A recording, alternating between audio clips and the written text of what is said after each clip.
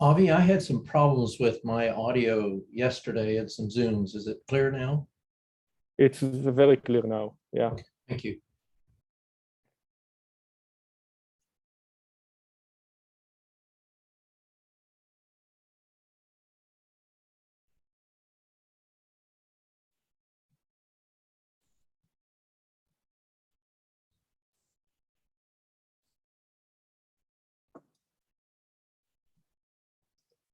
Hello, everyone who are just joining.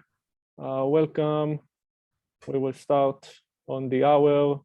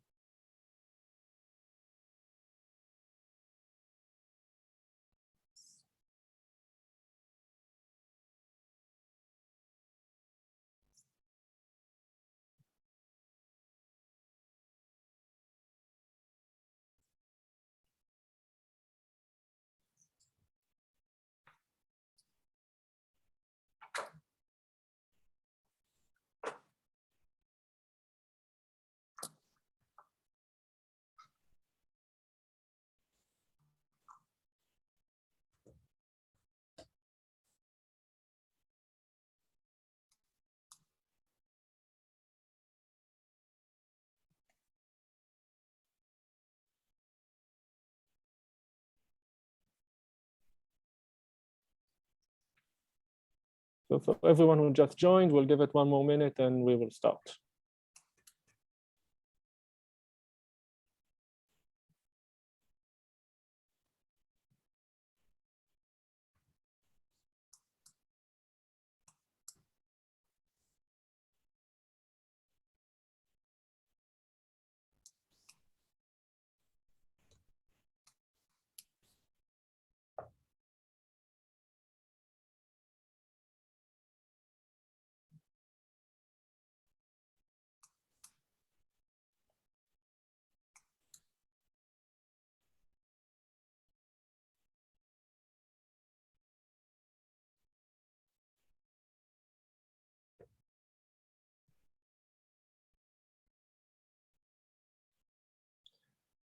Okay, hello everyone.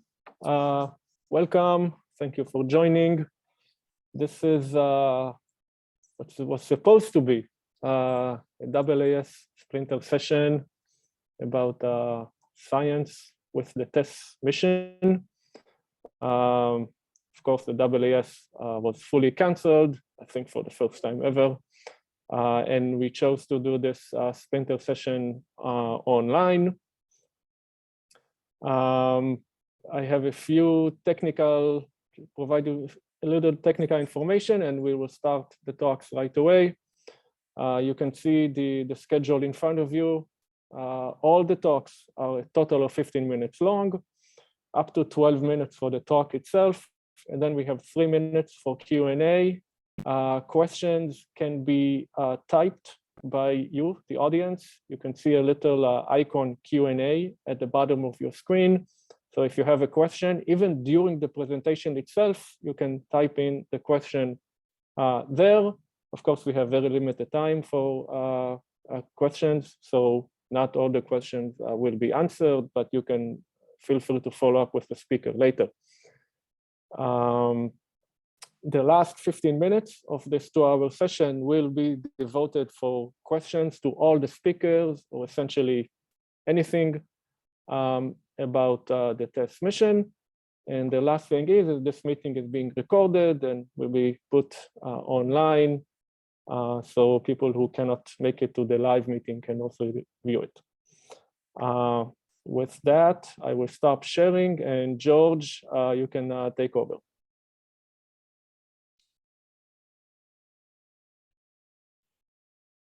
Can you see my desktop? Yes. Wonderful. Okay. Well, it's really nice to be with everyone this afternoon, at least on the East Coast.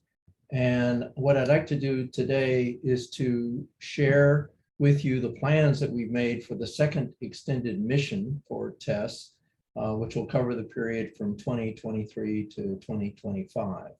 And the material that I'll be going through was assembled as part of our preparation for the senior review proposal, and the key contributors to this effort were Josh Wynn, Roland Vanderspek,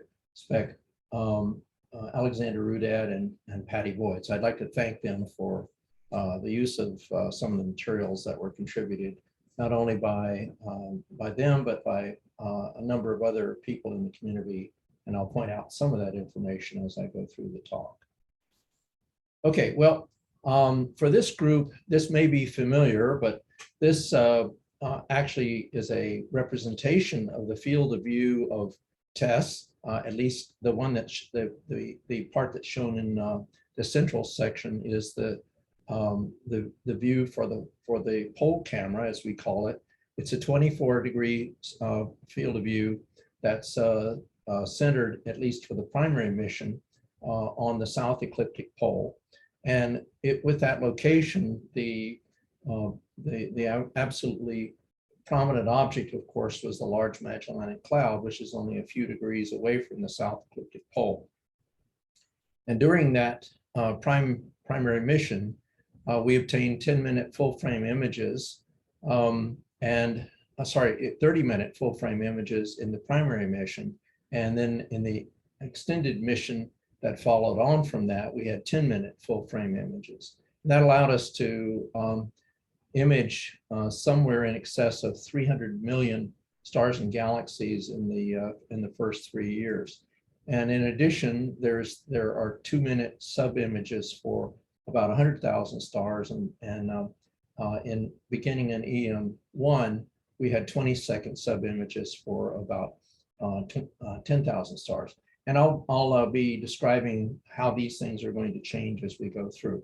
And of course, this shows the layout on the right of the 4 cameras as they're abutted. There's no proprietary period to the TESS data at all, as hopefully everyone listening in knows. The way the surveys have been carried out, TESS actually makes observations in areas that we call sectors. And the sectors themselves are the combined fields of the 4 TESS cameras. So the angle subtended on the sky is about 2,300 square degrees. And when we're observing either the northern or southern hemispheres, the sectors overlap at the pole, and you get this continuous viewing zone, which is particularly attractive for targets that the Webb telescope, for example, will be able to view, because that's the continuous viewing zone for it, as well as many of the other spacecraft that are out at Earth Sun L1. If we want to look at the ecliptic plane, we rotate the bore sight of the cameras by 90 degrees, and then we splay them out along the ecliptic plane, as shown by this, and then we can step across them as the year goes on that we're making the observations for. So TESS has enabled an amazingly high rate of discovery papers. There are 2 primary reasons for this. First of all, the data, as I mentioned at the beginning, has no proprietary period. And the other thing is the cameras are not really cameras, but rather they're 70 million very exquisite photometers. And this means that they have precision that's about 100 times better than you can get with ground-based photometers. And the cameras themselves have achieved remarkable stability thermally in terms of focus. And the pointing system on the spacecraft is really exceptionally good. We're getting down into the 20 milliarc second range. And the data rate that we get is also very high. And as I'll describe in a few minutes, we're going to be able to improve the usage of that high data rate dramatically in the upcoming second extended mission. So What this translates into is a high publication rate from TESS. And that's what's shown here as a function of years since the launch in 2018. There were some papers that were published prior to launch. But as it stands in 2021, we have a publication rate from the community of users for TESS that is in excess of a paper per day. And the TESS data has been easy to access and has broad utility. So many of these papers are related to astrophysics in general, as well as, of course, the initial concentration that we made on exoplanet science. The data is stored at the Mikulski Archive for Space Telescopes at STSCI, the MAST archive. And this plot here shows an example of the TESS data download requests that were made in 3 months last year, in which there were something like 1.5 million QLP light curves that were requested from users at 2,000 different addresses. And this compares quite favorably with what is being downloaded from MAST over the same 3 months from HST. So TESS is definitely punching above its weight in the comparison with other broad-based missions. This plot actually shows this table gives information as a function of the primary mission, extended mission 1, and extended mission 2. 2's missing there, for the different data modes that we actually were able to achieve. And what it actually shows is the cumulative coverage of the sky that we will have at the completion of each of these stages, that for which we've got a sector of coverage, 2 sectors of coverage, 3 sectors of coverage. And you can see how these percentages actually go. To get a feeling for how we are able to do this, this again is a bar chart that shows the primary mission, the extended mission 1, and the extended mission 2, and it shows the gigabytes per orbit that we're able to record and transmit from the satellite. And the limitation is the onboard recorder capacity, which is 196 gigabytes. This detail is important, as you'll see as I go a little bit further in the process.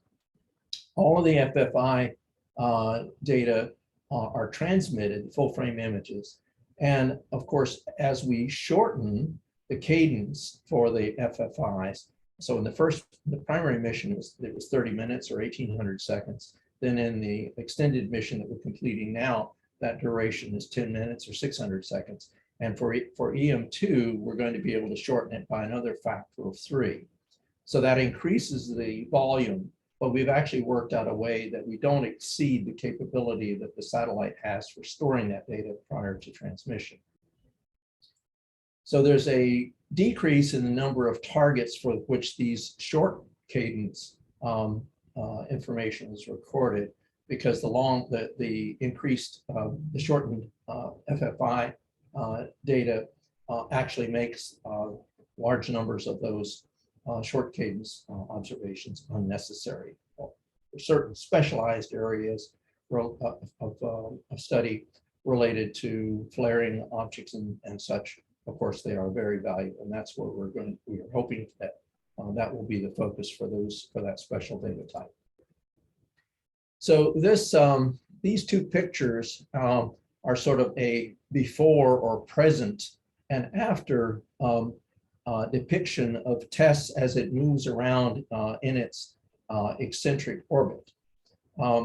The way we normally have been doing up to now, the transmission of the data, is that we've actually been making 2 passes, two downlinks near perigee. And it turns out that by evaluating the capability that the spacecraft and link margins and all these technical aspects, we've determined that we actually can move those downlink locations in the orbit from 2 at perigee to 1 at perigee and 1 at apogee. And if we do so, this table shows the advantages that are accrued by this process. The main thing that happens is that we are able to get to accommodate 200-second FFIs.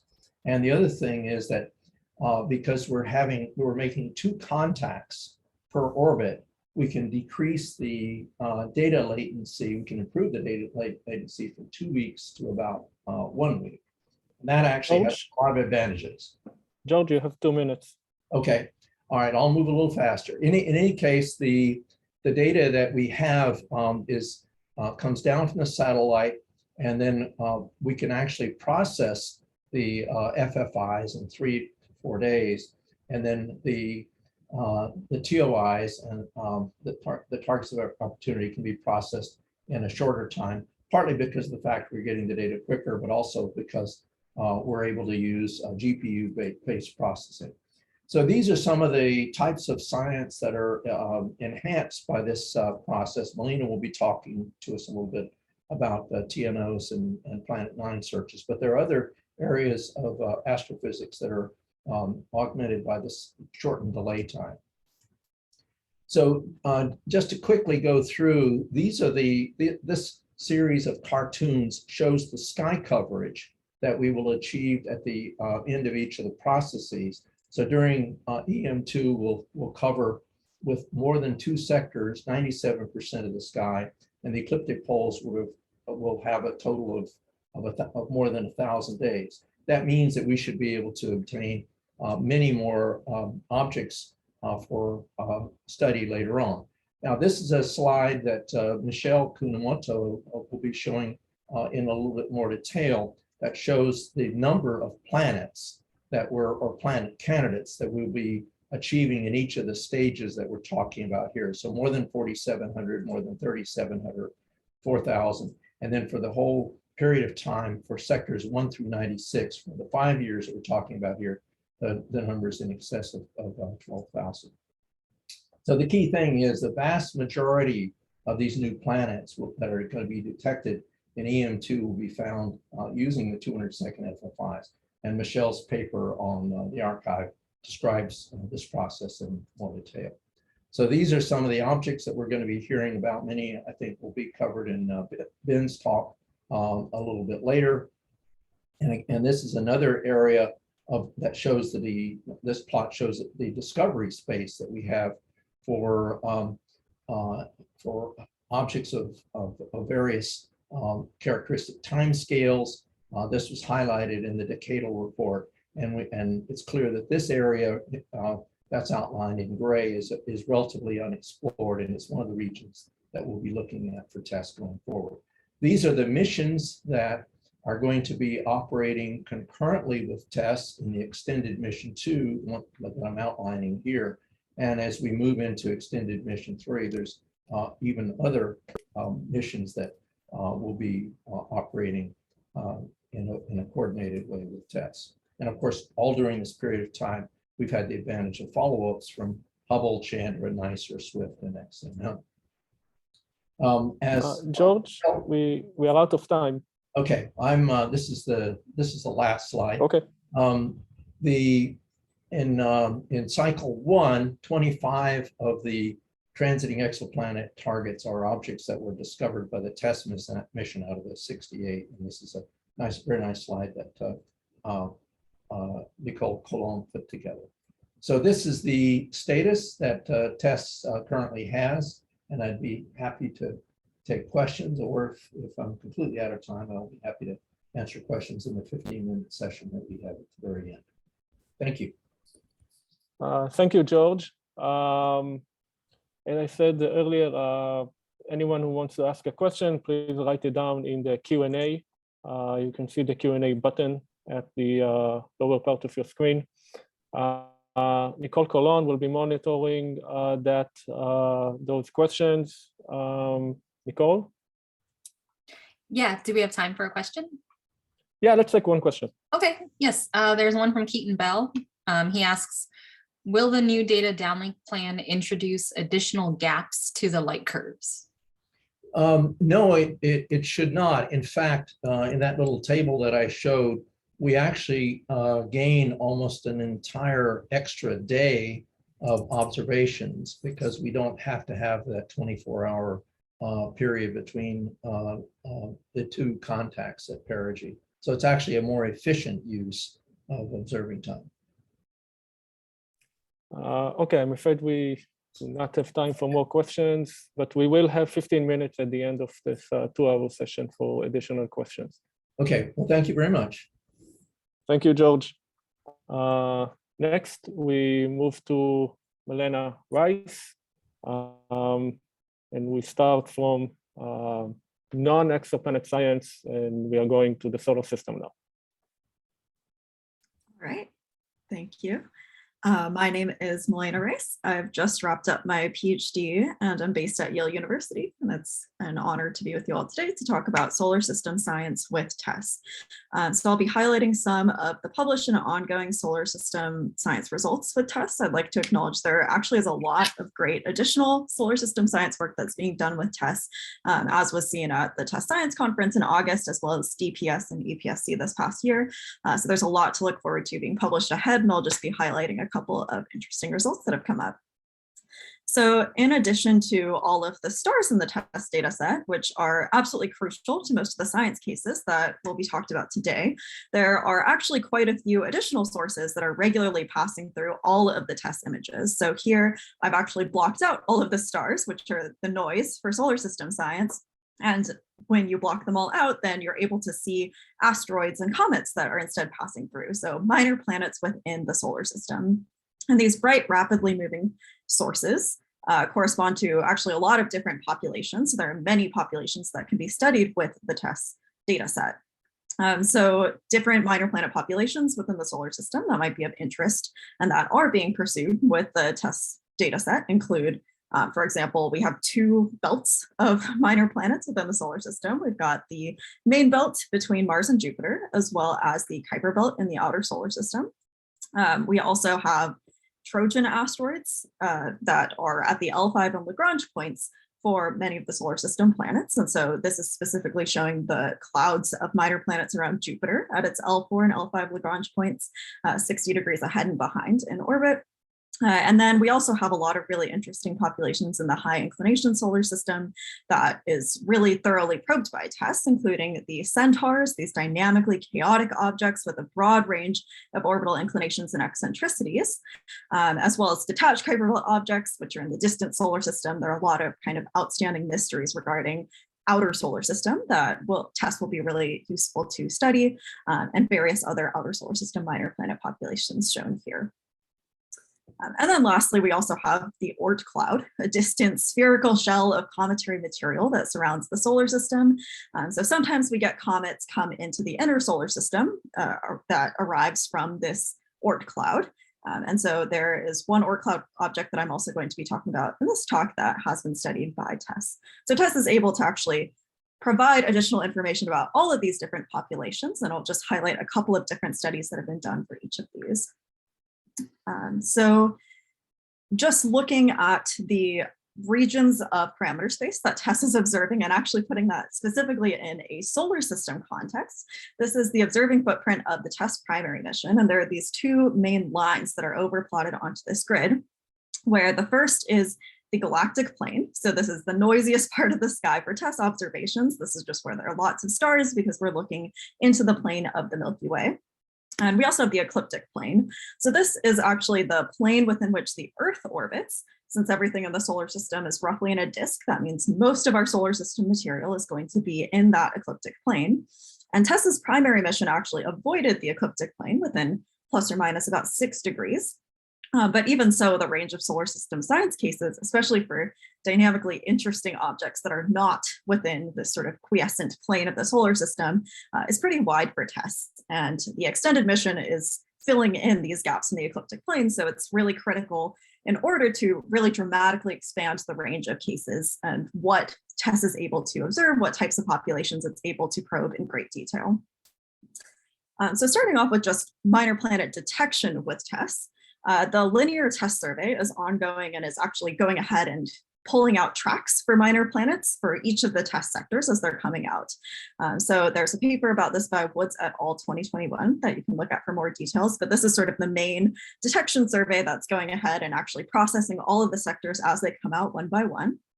There's some diagnostics provided here specifically for year one, but it's been running alongside the TESS data set as each of the sectors comes out to detect new objects. So this is here, linear stands for Lincoln Near Earth Asteroid Research. So the linear TESS program is just funded by NASA to search for any undiscovered objects, go straight to the IAU Minor Planet Center and provide additional information about these objects for detection. And in addition to detection of all these objects, since we have this all sky survey, we can find all of these interesting solar system objects out there. We can also characterize them. So there have been quite a few studies that are looking at the light curves of all of these different asteroids within the solar system. Specifically, TESS is really powerful for looking at the slow rotating asteroids. So TESS provides us with this amazing kind of continuous observation for roughly a month, which is not really something that you get from most of these asteroid surveys, especially across the entire sky. So what TESS has been able to do is to actually expand the range of known slow rotating objects, and has actually shown that many main belt objects are pretty slow rotators, and that just hasn't really been seen in the past because previous surveys weren't able to get these very, very long, continuous and detailed light curves. So that's one of the really great contributions that TESS has made for minor planets. And this is just showing a couple of examples of these main belt asteroid light curves. So these TESS light curves, once you have them, can then tell you more about the spin, shape, size, and other properties of asteroid families. So there are ongoing studies to try to understand, first of all, now we have all these light curves and what do they actually tell us?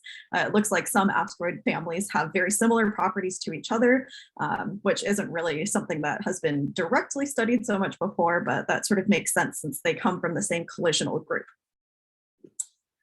So for a couple of I've mentioned so far mostly population studies, but there are also some really interesting individual objects that have been characterized by TESS. So I'll highlight two of them here. The first is Comet 46P Burton. And so this was actually the first original target for the ESA Rosetta mission. And then it ended up being switched to a different comet because of the launch window for the spacecraft. But this is a short period comet that was discovered almost a decade ago now, or almost a century ago now. And it was actually shown to have this outburst event that was really observed in great detail with TESS. And this is something that very rarely happens. So usually when you have a comet outburst, it's seen after the outburst has already begun, and then follow-up observations will continue from there. But because TESS was continually observing this region of the sky, it was able to catch the entire beginning of the cometary outburst all the way through the decrease in flux over time. So this is kind of a really exciting opportunity to actually see these cometary outbursts, the entire process, to actually see the start of the process as well. And this was a really beautiful example of being able to actually pull out the information with this continuous observation from the TESS data set. In addition to this comet, there's also another really exciting comet that has been kind of in the news a bit lately called C2014 UN271. This is the brightest and probably largest ever observed Oort cloud comet that was discovered by the Dark Energy Survey. So it was discovered out at the very edges of the solar system on its way inwards. And it was then sort of gone back to look in the TESS data set to see has it observed it. And it was actually in sectors 3 as well as 29 and 30. And the TESS data set was able to show that this object really dramatically increased in magnitude. So it kind of had this 2 magnitude increase in brightness over that 2-year span from sector 3 to sector 29 and 30. Britton Harper et al. 2021 also took a look at the rotational properties and saw there isn't any obvious rotational period that is shown for this object just yet. And Barnum et al. Showed that there was a faint asymmetric coma that was detected, which is pretty exciting. That's the kind of earliest pre-perihelion coma that has been detected for an Oort cloud comet. So these are just a couple of interesting examples and case studies of cool things that have been done for solar system science of objects that are either at or higher than the single frame detection limit. But if we want to get a little bit more ambitious and say, what if we want to look for objects that are really dim in the very distant solar system, hard to see in any individual frame, we can also use TESS for that. So Holman, Payne, and Paul in 2019 showed that we can actually detect objects down to about V equals 22 using the TESS data set. So if you add together hundreds of frames from the TESS data set, you can actually pull out the signals of a couple of these known objects that were demonstrated here. And with this, you would be able to actually pull out large numbers of these quite dim objects that haven't been accessible with most solar system surveys. Specifically, they tend to be kind of dim in the high inclination sky, very distant. And so often most surveys aren't very good at capturing them because solar system surveys usually look in the plane of the ecliptic, whereas TESS is looking everywhere outside of the plane as well. So Payne, Holman, and Paul in 2019 showed that there are actually over 1,000 of these sort of centaurs and interesting high inclination objects that we should be able to see with the TESS data set that just haven't been observed in the past. And this is something that you should be able to do with a blind survey. So in that previous video that I showed before, there actually is a surprise object in that, which is Sedna. So Sedna is this extreme trans-Neptunian object that is at V equals about 20.6. And we can see that if we shift and stack together all the frames on the left, we can end up pulling out the signal of Sedna here on the right. And so when you add together many frames, you're able to actually pull out these very, very dim signals that are, again, below the TESS single frame detection limit. If you want Malena, to, yeah. 2 minutes. 2 minutes, yeah, awesome. So if you want to look for undiscovered objects, then that would just mean shifting and stacking to look at all possible paths that you would be interested in and seeing if there are any particular signals that come out that look different than any of the other instrumental systematics that come out. So in a proof of concept, just sort of showed that we're able to blindly recover objects down to about V equals 22, again, using shift stacking searches with the TESS data set. So the idea here is that you're adding together hundreds of images in order to pull out these kind of very distinct signals, as you can see in, for example, the top right 2 images here. These are blind recoveries of Sedna and BP519. And we kind of show that you, again, can't really recover objects below about V equals 22. So that's probably around where the detection limit is for these very dim objects. And so we're implementing neural networks to make this process sort of a bit more streamlined before we then apply it to various populations. One particular case of interest that I wanted to mention is Planet 9. And so this can be used to look for also, these distant outer solar system planets that have been predicted, including this predicted Planet 9 that should actually be at V equals around 19 or 20. So it should be very accessible with the TESS data set through a shift stacking search. And this is just showing a map of the detection space where Planet 9 is expected to be most likely to exist. So in red is the region of the highest probability. And if you show that overlaid with the TESS sectors, TESS is actually looking at all the exact spots that you need to look at if you want to find Planet 9. And so this is something that I've been directly working on over the past couple of months. All this data is already available.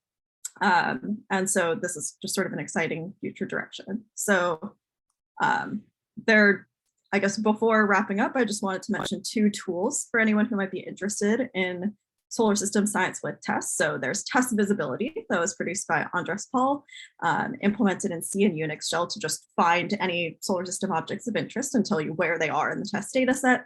And there's also now a moving target test cut. So similar to the regular test cut that just looks at stars and gives you a cutout from your full frame images that shows the photometric time series of that region of space. Moving target test cut does that, but it'll just follow your comet or asteroid. So I will finish with conclusions and thank you all for tuning in. Thank you. Nicole, maybe we have time for one question. Yeah, we have one question from Pablo Lewin. What software do you use to extract NEO/comet data? Something like Tycho Tracker or synthetic tracking? So I think there are non-open source codes, but then also the two that I mentioned in the two previous slides. So the moving target test cut and test visibility are both able to do that. So if you just know the name of your object, then you can just put it in and it'll see if TESS observed it and where it observed it, if so. Okay, no other questions at this time. Okay, thank you. We will now move from the solar system to outside the galaxy with Ben Shappee talking about transient science. So Ben, go ahead. Can everyone see my screen? Yes.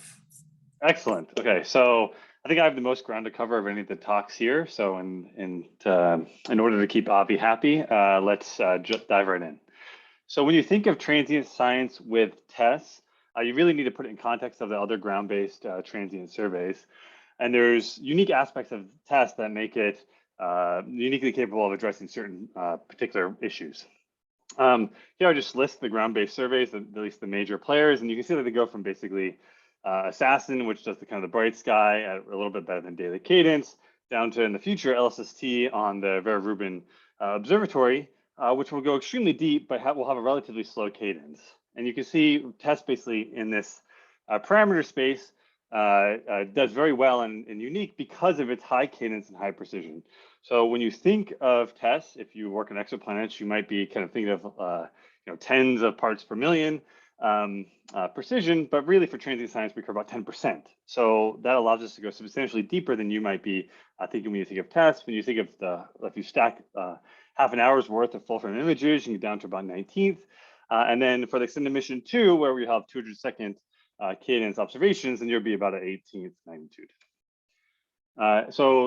George already kindly introduced this plot. And so the only thing I'll add to what George basically said was when you're thinking about this plot where TESS can cover, you really just have to first pick a distance. So if you pick the Coma cluster, for example, then that sets a basically a limiting magnitude that you can do. You can actually investigate in this peak luminosity of the transient and the characteristic timescale of that transient.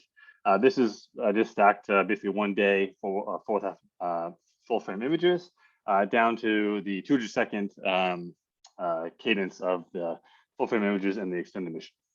And then as you come closer, of course, you go deeper and deeper, so you can start to explore other sorts of transients. And the one real thing to add is that George mentioned this region of parameter space is largely unexplored, and that's true. In addition, the 7-day downlink cadence will improve our ability to basically explore this region of parameter space over the current TESS mission. So there's a huge number of different types of transients. It's completely impossible for me to go through and describe all the different science that's already been done with TESS. Specifically, stellar flares, I'm basically ignoring here. I'm sorry if anyone's in the audience, even some of my students have worked on this, but TESS has played a key role in investigating young stellar object outbursts. There's Exuranus, there's XORs. There's a lot of different types of transients, both going up and down on young stellar objects that TESS has already shed a lot of light on. Stellar flares is a huge amount of science that's been done looking at stellar flares on M dwarfs, super flares on G dwarfs, cataclysmic variables in novae. Novae are kind of going through this renaissance right now, where fast optical cadence photometry paired with gamma ray observations through Fermi have helped make strides into what's actually powering the novae light curves. And then finally, kilonovae. TESS hasn't played a substantial role yet, but with LIGO 04 coming online, supposed to be the end of this year, then if we get very lucky, we have another nearby kilonova event where we capture it in LIGO, then TESS in the TESS field of view, it's going to give us an exquisite data set that will be unmatched for a long time to come. But for the rest of this talk, I'm going to focus mostly on extragalactic transients, talking about supernovae, fast radio bursts, tidal disruption events, and AGN. And so first, talking about type 1a supernovae. These supernovae, most of us are probably familiar with their use as distance indicators for the use in cosmology. But what we might be less familiar with is an embarrassing fact that we actually don't fully know what's exploding. We know that it has a carbon-oxygen white dwarf has to explode, but a carbon-oxygen white dwarf seen by itself is stable. So there has to be some trigger. The main idea is that this isn't a binary system that somehow triggers this, but the nature of that binary star, the events leading up to the explosion, the actual explosion mechanism itself are all uncertain. So, so TESS gives us a unique insight into these objects because it allows us to probe the extremely early time parts of the light curve that are normally inaccessible, or we have to be very lucky to actually get an observation where we discover it so early. And it's in these exact parts of the light curve that are so crucial, because by the time you get to maximum light, all of the subtle signatures are basically all washed out. Nickel, supernovae are very bright, they're nickel powered, and it just erases any signs from the progenitor explosion itself by those times. And so here on the left-hand side, actually worked by Michael Fajna for the first 6 months of TESS data. Look at the 1A light curves. And another thing you can notice is it's really the nearby and bright transients that are the most important in TESS. As you go to these fainter supernovae, you can't probe the early time where TESS is giving this unique information.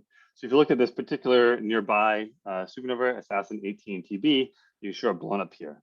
And the game that we want to play is we want to look for signatures of a nearby companion in these light curves. So I show you a model by Dan Kaysen in the upper right-hand corner, where the ejector goes out, and if there's a nearby non-degenerate companion, the ejector will go out, strike that companion, create a shock, and then you can look for excess emission from this created by this shock. The problem is this is viewing angle dependent. So you can go down into this lower right-hand plot, and you can basically look for an excess in emission at the early times, which we don't see. It's just consistent with a normal rise of a supernova. But then you can place constraints on the radius of a companion, assuming that you had a good viewing angle. So a single object is very nice here, but we really need a sample of 1As with a similar observation so that you can average out over the uncertainty due to viewing angle. And that's exactly what's going on right now for 1As in TESS. Core collapse supernovae, the deaths of massive stars, TESS has also played a crucial role here as well. Here showing the first, on the left-hand side, the 20 core collapse supernovae in the first 2 years of the TESS mission. And again, here, the early time rise is unique information. But instead of looking for a companion in these light curves, we're constraining the radius of the exploding star itself.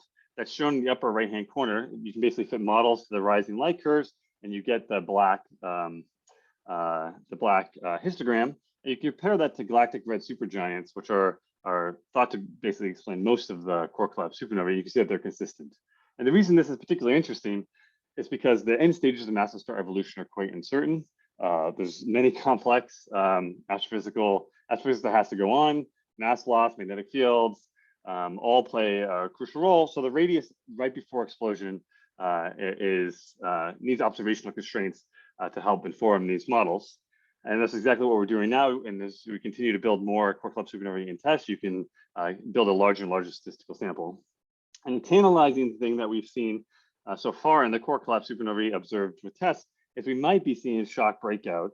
If you stack all the core collapse supernovae, you see a slight excess right before the light curve rises. And this is when the core collapses, it sends a shock through the envelope, and right when that shock breaks out to the surface, you should expect a very luminous UV outburst. So TESS is not where you would typically look for this, but the precision of TESS actually allows us to potentially say something. We haven't been very lucky with getting a very nearby core collapse supernovae in the TESS field of view yet, but it's only a matter of time. And you can also look at the gamma ray burst, the afterglow from gamma ray bursts from massive stars. So certain fraction of massive stars end their lives in a gamma ray burst. One such event was caught actually in the TESS field of view. Here's the Fermi light curve of this event. On the upper right-hand corner is one reduction of the TESS light curve. And what you can see is basically you have this extremely bright gamma ray source, but as that jet slows down, the tail of the emission goes to longer and longer wavelengths, eventually going into the TESS band, and you can basically put it into context with other afterglows from other surveys. Now, it's not just what we see in TESS that's important for extragalactic transients. Sometimes it's what we don't see. So here, I'm just showing you one interesting example of a fast radio burst that happened to go up in the TESS field of view. The data from the MOST radio telescope is shown on the left-hand side. These are coherent millisecond radio pulses that are known to be extragalactic, but whose source is still uncertain. And it's very uncertain if they may have an optical counterpart or not. And so what this particular study did is it was fast radio bursting in TESS. They went then and looked for any optical signature that was consistent in TESS with that FRB, and they basically see nothing. This is just one particular location in their search region. Now, I said this is a millisecond, so it's extremely fast. The optical signature is probably on the same order. So you expect looking for extremely fast signatures. So you're really in the full frame images, you're really just looking for a single frame that you have a new source that's there and then is not in either of the other images. And for almost all the time, the exposure time in that full frame image, this would be basically just washed out or slowly, slowly kind of just the background light will slowly kind of dilute that signature. And so here, this is one location where the faster full frame images in the extended mission 2 directly increases the detection limits that you can do on such studies. Ben, 2 minutes. Thank you. Okay, so I will quickly go on to tidal disruption events and kind of nuclear transients and what TESS has done. So a tidal disruption event occurs when when a star is tidally ripped apart by a supermassive black hole when it wanders too close. But there's a large uncertainty currently in these models, which is exactly where the optical and UV emission that we see that we observe in tens of events now actually comes from. There's two models. One, it can be from stream-stream collision. You disrupt your star to create a stream, orbits the black hole. GR precession bends that orbit so it intersects itself. It could either come from this shock, or it could come from the accretion onto the black hole after the shock occurs. And it's the very early time light curves, again, that'll shed light on this particular question. And one event I show here, the first TDE caught in TESS, unexpectedly showed a t-squared rise, which the community is still digesting.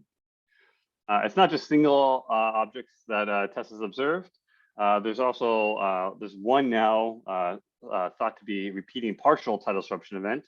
This event shows nuclear flares every 114 days observed since 2014. 2 such flares were caught in TESS. From ground-based observations alone, it was hard to tell if the flares were exactly the same profile in each subsequent flare. But there's 2 flares now caught in TESS that just clearly show that the rise is different, the decline is different, which is expected from partial tidal disruption events for each subsequent pass. The flare is expected to be very precisely timed, but slightly different kind of flare profile. And the idea of it's not just what TESS sees that's important, sometimes it's what it doesn't see. This is another object, a nuclear transient, that's debated in the literature whether or not it's a tidal disruption event or it's just some very rare flare from a normal AGN. We see the rise looks different than the other TDEs I just showed you.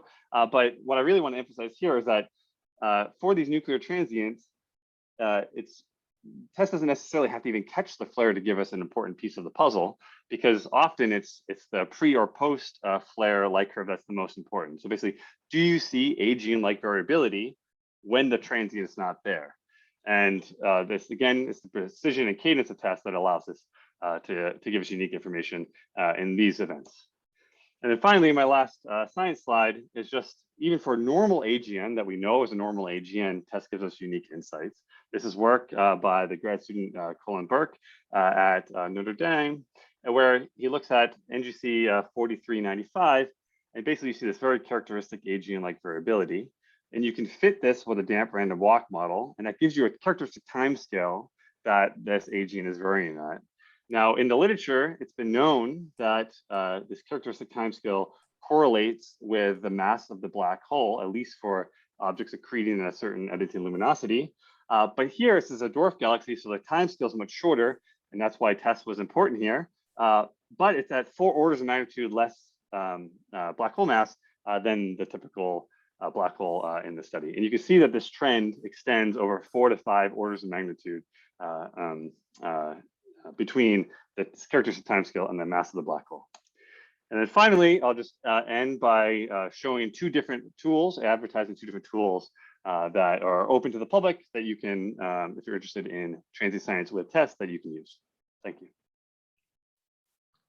Thank you, Ben. We are out of time, so we will skip directly to the next talk. Ben, I think there is one question in the Q&A. Can you go read it? You can maybe answer it on the chat, and we can also start with that question in the end of our session with the last 15 minutes of Q&A. So we are moving from extragalactic back to stars, and May Pedersen will tell us about asteroseismology with this data. So you can share your screen and start the talk. Yeah, all right. So you should be able to see my slides now. Yeah. I hope. Good.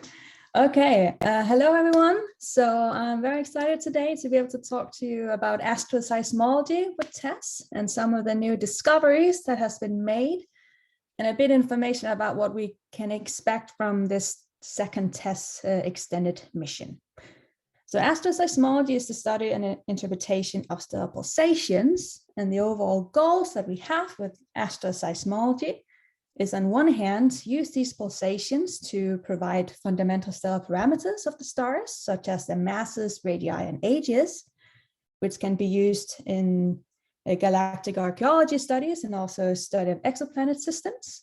And the second overall goal is to provide constraints on the interior properties of the stars, as these pulsations probe into the deep stellar interiors and thereby provide us information about the interior mixing, angular momentum transport, and magnetic fields of the stars, which we can use to improve our stellar structure and evolution theory. Now, pulsating stars are located all across the HR diagram. There's a bunch of different types of pulsations and pulsators, and I will not be able to cover everything, unfortunately. So I'm just going to highlight a few results from TESS. But what I wanted to briefly show you is this astroseismic HR diagram that essentially tells you that if at any point during the evolution of the star, it passes through any one of those shaded regions you see here on the right, then it should start to pulsate.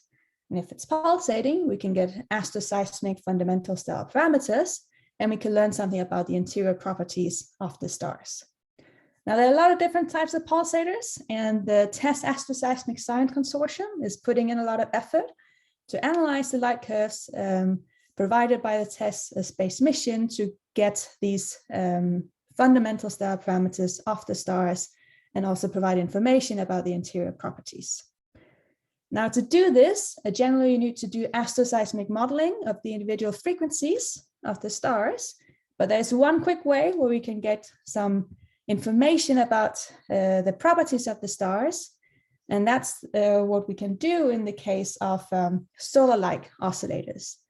In this case, if we have a measurement of the effective temperature of the star and is able to measure the large frequency separation and the frequency of maximum power, then we can use these 3 quantities to derive the masses and radii of the star.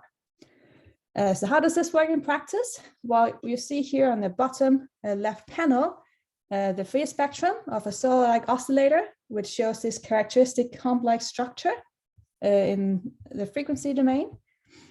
And the large frequency separation is the separation in frequencies between 2 oscillation modes that have the same degree L. So that's the total number of surface nodes of the star where it's not moving during an oscillation. So that's a large frequency separation, and the nu max is the frequency you get at maximum power in this power spectrum of the oscillations. Now, one thing I want to highlight, and I'll get back to later in my talk, is that this nu max value starts moving towards lower frequencies the more evolved the star you have. So in this case, I'm showing on the right the Fourier spectrum of 5 different solar-like oscillators, where we go from main sequence stars on the top and down to red giant stars in this diagram. Now, one study that has briefly been comparing what the detection limits, let's say, or how good TESS is at detecting these large frequency separation and new max values, has been comparing looking at 3,000 stars observed by Kepler, so red giants observed with Kepler, which were reobserved by TESS in sector 14 and 15. So on the left, I'm showing you an example of 3 stars observed by TESS. And on the right, in this same panel, is the similar data from the Kepler space mission. So the big difference between Kepler and TESS is the time base of the observations. And in this case, this was based on just 1 or 2 sectors of observations for TESS. And so the limitations here comes really from the length of the time series, meaning that in the end, the detection for all of these 3,000 stars, in about 20% of the stars, it was able to detect this large frequency separation, whereas for about half of the stars, it was possible to redetect this new max value. So TESS has some limitations in how well it does at detecting these values for the stars that we can use to derive masses and radii. But the really power and strength in TESS comes in numbers. Because of this full sky survey that TESS is performing, this means that we actually have a lot more stars where we have been able to measure this new max value. And if we compare it to numbers from the combined Kepler and K2 mission, we just from the TESS prime mission have a factor 3 increase in the number of stars for which we have been able to measure these quantities. And this has allowed us for the first time using both data from the TESS full frame images and the Gaia information from Gaia to construct this first Gaia astroseismic mass map using more than 150,000 red giant stars. So this is one of the results from TESS. Another thing that TESS has provided, if we go a bit up higher in mass in the main sequence, let's say, TESS has provided new detection of what is known as rapidly oscillating AP stars. And so AP stars are very highly magnetic, let's say A-type stars, which have magnetic field strengths of about 1 to 34 kilogauss. These are large-scale magnetic fields. And some of these AP stars turn out to have these rapid oscillations. And one property of these stars is that the magnetic torque from the magnetic fields have actually tilted the pulsation axis of the stars away from the rotation axis and towards the magnetic field axis. Okay, so what that does is that if you look in the Fourier domain on the oscillation frequencies, and you have these magnetic abundant spots in these stars, which give rise to rotational modulation of your light curve, then you see a splitting in the frequencies where the splitting is equal to the rotation frequency of the star. And so looking at about 1,000 stars, which were proposed for 2-minute cadence observations with TESS of these AP type stars, about 3% were found to have these rapid oscillations, and about 68% of these rapid oscillating AP stars also show this kind of rotational modulation of the light curve that you see in the top panel of this diagram. So this is about a 60% increase in the number of such stars that were known prior to TESS. Something new that TESS has discovered is something called tidally tilted pulsators.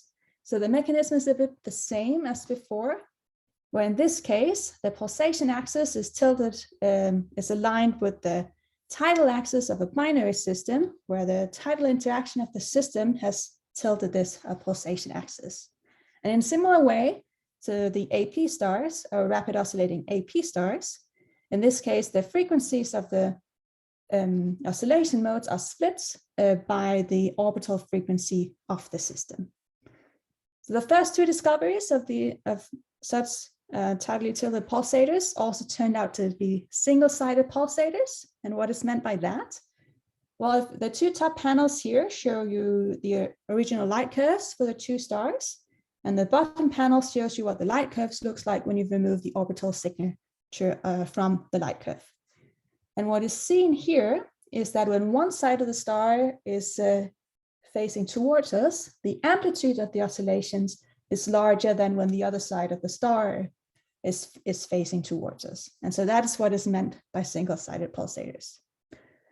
So these type of tidally tilted pulsators were discovered by the first time with TESS. They've been theorized to exist before, and currently we know of 4 such stars that exist, where the most recent one is going to appear, the paper on that is going to appear in arXiv at the end of this week. Now, something else that I'm personally very excited about is the new avenues that are made available with TESS to study high mass stars. So the big difference between Kepler and TESS is also that Kepler did not actually observe any high mass stars because of its choice of field of view. Now, the TESS full sky survey, we now have readily accessible light curves for also the high mass stars. And these 2 diagrams I'm showing you here is just marking different types of pulsating and variable stars discovered or found from the TESS light curves for some of the initial data that was made available. One of the new results that's been found based on TESS data is this stochastic low frequency variability in the high mass stars, where you see this power excess as you go towards lower frequency of the stars. And so this stochastic low frequency variability had been found before. I see Avi is unmuting. I have 2 minutes. Yeah, 2 minutes. Yeah. Okay. When we see this stochastic low frequency variability, this power excess at low frequency. And so this has been found also from other space missions. But what has really been revealed by TESS is this is a very common feature across all massive stars and across both from the main sequence and also all the way towards the red supergiant stars. And from analyzing these light curves of these more bold massive stars, for the first time, it was also discovered a new type of pulsator that is known as these fast yellow pulsating supergiant, FYPS. An example of the Fourier transform of the light curves of such 2 pulsators are shown here on the right. Now, for the last bits of this talk, I just very briefly want to mention some of the future prospects with the second TESS extended mission. And what I'm personally most excited about is this decrease in cadence for the full frame images. So just to put an example of what this means for the solar-like oscillators, I'm showing you again this 5 different Fourier transforms for 5 different solar-like oscillators. We have the main sequence stars, 2 of them on the top, 2 subgiant stars, and a red giant star here on the bottom. And this vertical line shows you what Nyquist frequency is based on 30-minute, 10-minute, 200-second cadence, and 2-minute cadence light curves. And so the Nyquist frequency is half of the sampling frequency of the data, and it really defines how, in a sense, a detection limit of different type of oscillations that we can find. So as we move towards the 200-second cadence data for the full frame images, this means that we are able to detect these oscillations and analyze them in much younger solar-like oscillators and also start to approach the main sequence. There's one caveat to that I want to mention that is also related to, if you look at the y-axis in this diagram, that the pulsation amplitudes are lower for the younger stars compared to the older ones. And this caveat comes from that we really still need for the solar-like stars to have these much higher cadence from the 20-second cadence data. So that's illustrated here on the right, where it's seen on the top the kind of detection, the Fourier transform you get for 3 sun-like stars from 2-minute cadence, and on the bottom what the corresponding data looks like for 20-second cadence data binned to 2 minutes. So I'm happy to talk about this later as well during the question session. Also want to mention TESS makes this detection of these rho-IP stars much easier with the full frame images. And finally, I'll just leave you with some of my conclusions and really hope that I convinced you that TESS is really a treasure trove for studying pulsating stars all across the HR diagram. Thank you, May.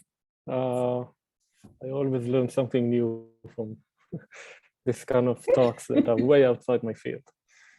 We have time for one Nicole, do question. we have a Yeah. question? From Saskia Hecker. For the single-sided oscillators, why does the amplitude of the oscillating side change? Oh, why it changes? That's a good question. That I'll admit I don't necessarily know the answer to. I think I saw Gerald Handler was also in the attendees. So he's made the first discovery of these single-sided pulsators. So maybe he can also type in an answer, since I'm sure he knows a lot more about this than I do. I'm not quite sure why that is the case. And also why they're single-sided pulsators. I think that's something that's just a field opening up for being studied. So I don't know the answer. Maybe Gerald has more information on that. So yeah, let's keep that question in mind for the last 15 Yes. minutes, which are not too far away now. Thank you again, May. We will move now to something a bit different. Rebekah Hounsell will tell us about the very fast-growing industry of tools and code and softwares that are being developed for analyzing test data. So Rebekah, you can share your screen and take it away. Okay, thank you very much. Can everyone hear me? Yes. Perfect. Okay. Hello, everybody. My name is Rebekah Hounsell. I'm a support scientist in the TESS Guest Investigator Office at NASA Goddard Space Flight Center. And I'm going to be talking about the software and tools developed to reduce and analyze test data. So this was kind of talked about briefly in George's talk, but I'd first like to talk about the test data products that are available. And I'm going to start with those produced by the SPOC. And for those of you who don't know, the SPOC stands for the Science Processing Operations Center, and it's based out of NASA Ames Research Center. The mission produces three main data products: full-framed images. So these, as TESS maps out the sky and what's known as these sectors, it does this using these 4 cameras. And the FFIs, or full-framed images, are the full set of all science and collateral pixels from those 4 cameras. And during the prime mission, so cycles 1 and 2, these had a cadence of 30 minutes. In the first extension, so cycles 3 and 4, they have a cadence of 10 minutes. And for the second extension, they're going to have a cadence of 200 seconds, which will allow for all sorts of fascinating science that's previously been discussed. And so from these full-framed images, users can then specify targets that they wish to observe with a higher cadence, and these targets are then cut out, and they're called target pixel files. So they're cut out of these full-framed images, and that's what's shown in the center image here. And these have a cadence of 2 minutes in the primary mission, but in the extended mission, you can get them with 2 minutes or 20 seconds. And next, from these target pixel files, you derive light curves. Now, this is done using simple aperture photometry. So if you look at the middle panel, you see the yellow box around the object of interest. So just summing up the flux in that yellow box, essentially, although you can define your own apertures. And these are used to create what are known as your SAP, or simple aperture light curves. And then these are processed even further to remove things like scattered light and other noise and instrumental effects to create your pre-search data conditioning SAP light curves, or as we call them, PDC SAP light curves. Now, a lot of science is done with all of these products and with all of these data. And there's lots of other types of data products that can be that have been created as well, and we call these higher level science products, and these are all available at the MAST archive. So as I said, in addition to the data products produced by the SPOC, there are these higher level science products, and these are catalogs, modified data, or models that are complementary to the data that's delivered by the TESS mission. And the products which are listed here, I know there's quite a lot, but I'm just going to briefly go through some of them. So you have the QLP, so TESS's light curves from the MIT Quick Look pipeline. And this is a magnitude limited sample or set of light curves produced from the FFIs. This covers, I believe, the primary mission. There's the ticker. So these are TESS image calibrator full framed images. These are the images that serve as input to the MIT Quick Look pipeline. There's TESS COAD cutouts. These provide co-added images in FITS formats that you can make cutouts of. There's Pathos. This creates light curves via a PSF-based approach and focuses on stellar clusters. There's CDIPS, a cluster difference imaging photometric survey using TESS data, and it produces light curves. There's, I apologize, TASOC. This creates TESS time series for astroseismic purposes. Stellar, which is a novel way of detecting flares in TESS 2-minute data using convolutional neural networks. Diamante, which produces raw and systematic corrected multi-sector light curves from TESS FFIs. Eleanor, which provides systematic corrected light curves for stars brighter than 16th magnitude in the I-band, I believe, in TESS 30-minute FFIs. And there's then the TESS Hermes project, which is a spectroscopic survey using Hermes, the multi-object instrument on the Anglo-Australian telescope. Now, I know I've gone through this very quickly, but this is what the slides are for. You can look on the archive where these are listed. And a lot of these are developed by the PIs with specific science cases in mind. For instance, clusters or dwarf stars or flares, but all provide very useful information and ways of playing with the TESS data. Like I said before, as with the SPOC data being public, so is all of this, and they can be found on MAST as shown at the URL at the bottom. Now, the MAST archive, which I mentioned a few times, it houses all of the TESS data and provides several ways in which you can search for it, access it, download it, and manipulate it. And the MAST portal is the main online search engine, as I'm showing here.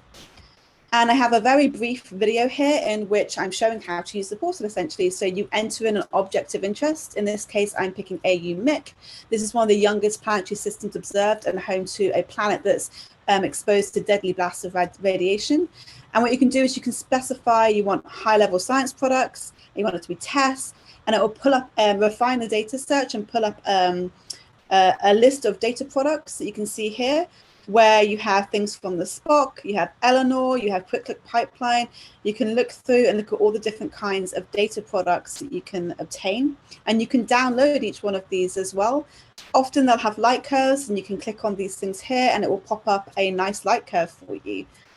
So the MAST portal is one way of accessing and downloading the data. There's also at MAST the ExoMAST, which is a planet-specific search engine, which can also plot light curves for planets and provides planet parameters. There's MAST AstroQuery, which allows the user to search for and retrieve TESS data in a programmatic way. There's TESS Cut, which provides cutouts for your objects of interest from TESS FFIs, and I believe now it has a new motion thing as well, a new motion objects. There's the bulk downloads, which is a way in which the user can download all light curves or target pixel files for a given guest investigator program. You can also download all FFI data for a given sector or entire tables of objects. So it's a very useful program here as well. And finally, MAST provides you with access to Amazon Web Services through which you can process large quantities of TESS data up on the cloud.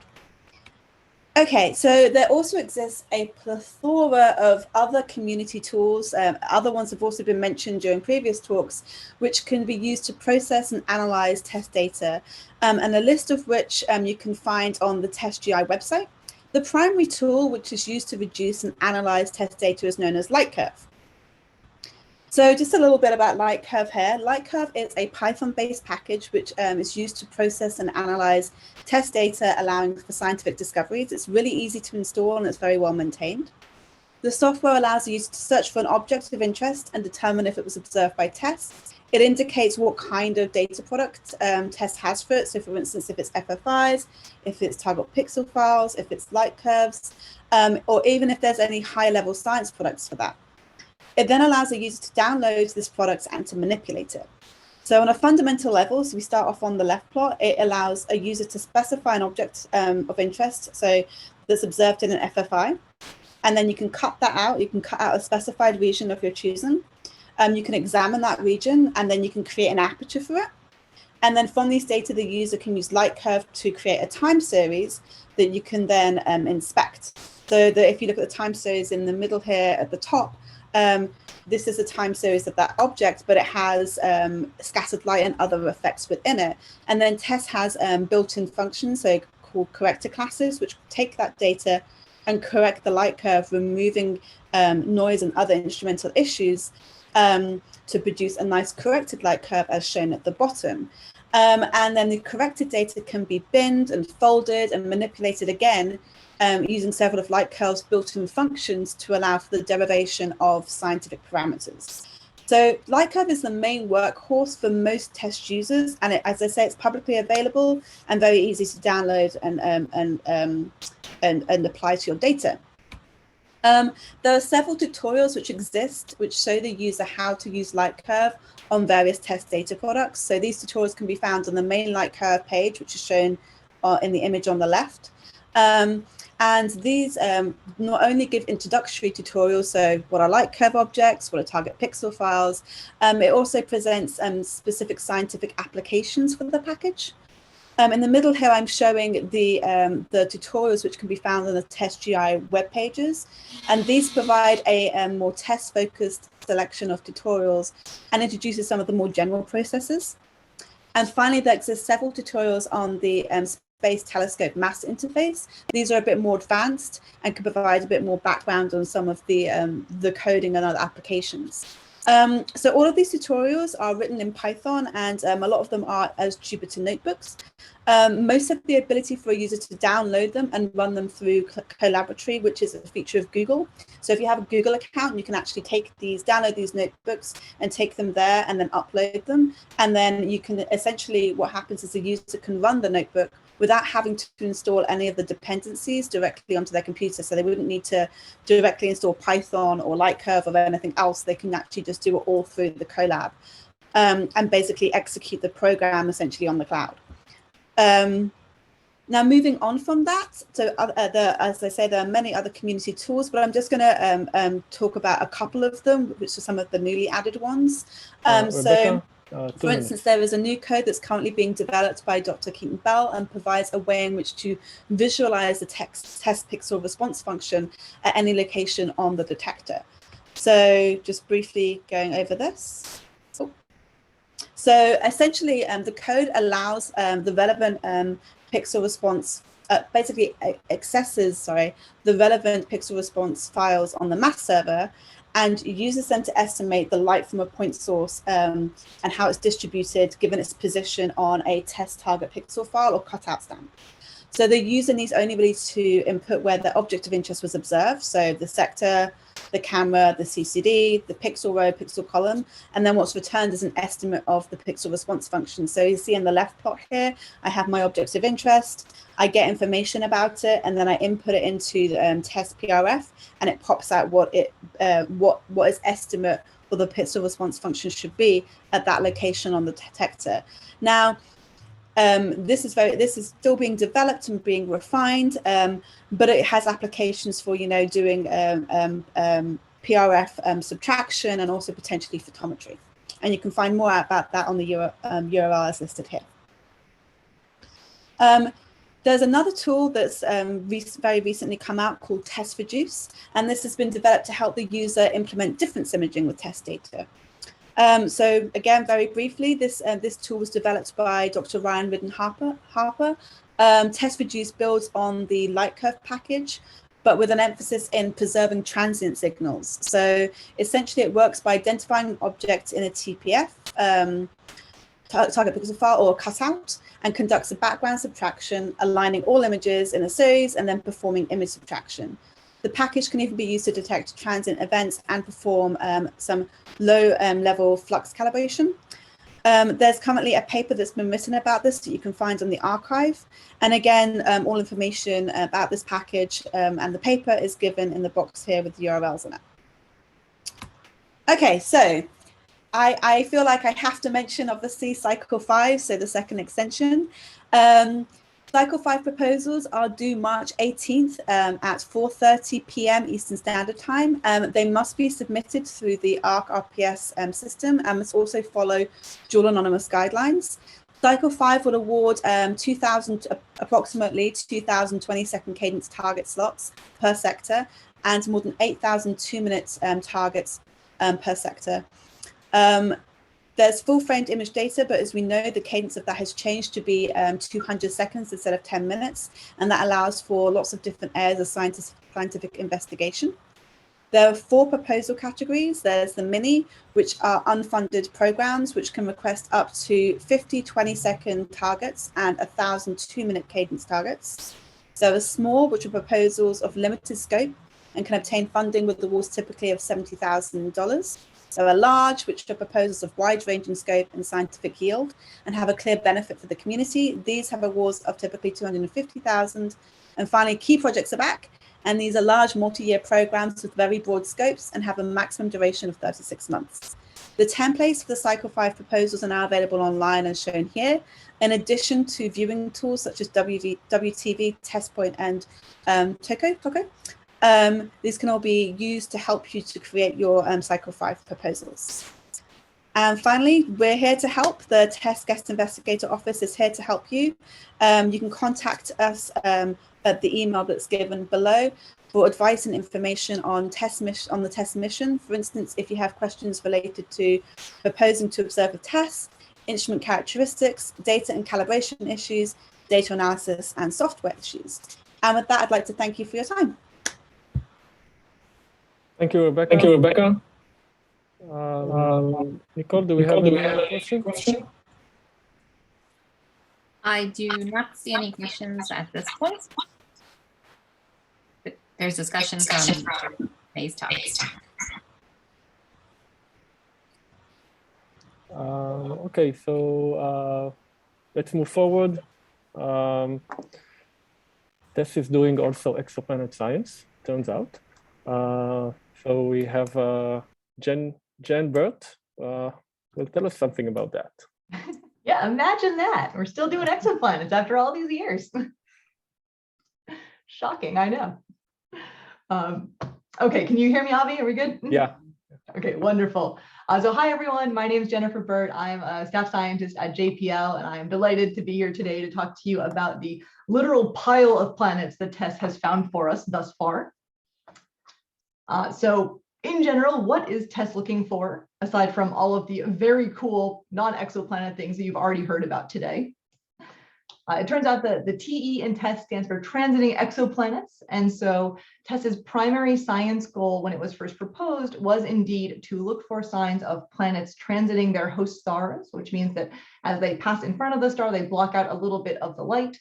And so by monitoring the brightness of these stars very precisely, TESS can identify these small dips, and the size of the dip tells you something about the size of the planet in relation to the host star, and the timing between those dips tells you about the orbital period of the planet and therefore how far away it is from the host star.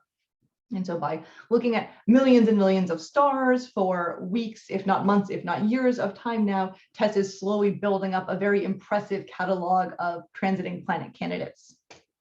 And so what has it found? Well, we are now up to over 5,000 planet candidates detected by the TESS mission. I've plotted those here with their orbital periods on the x-axis and their radii on the y-axis, with some helpful comparisons to our solar system, the Earth, Neptune, and Jupiter on the right. And you can see that we have this huge cloud of points, many of them large, kind of Jupiter-sized signals, but also a very healthy population of what we call super-Earth or sub-Neptune planets in that 1 to 4 Earth radius regime. A lot of these planets have periods shorter than about a month, which is not super surprising because that is TESS's nominal staring length at one sector of the sky before it rotates over to look at the next sector of the sky. And so for much of the hemispheres as TESS is observing, that's what we're most sensitive to. But there's this very nice trailing population of longer period planets out to 100 days, even a few hundred days now. And those come predominantly from the continuous viewing zones that TESS has at the ecliptic poles.